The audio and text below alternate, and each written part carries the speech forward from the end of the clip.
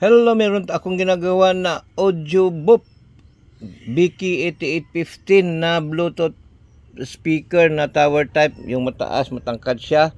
At ang aking ginawa dito, dahil sira yung kanyang IC, charging IC, nag-bypass ako ng diode.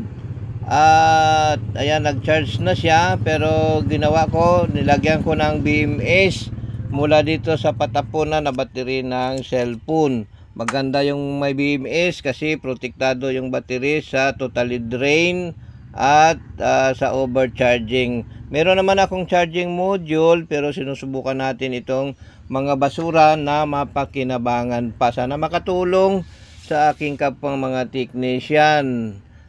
Kaya ito, share na ninyo yung video natin. Maraming salamat sa inyong lahat. Shout out po sa mga silent viewers at sa mga bagong subscribers.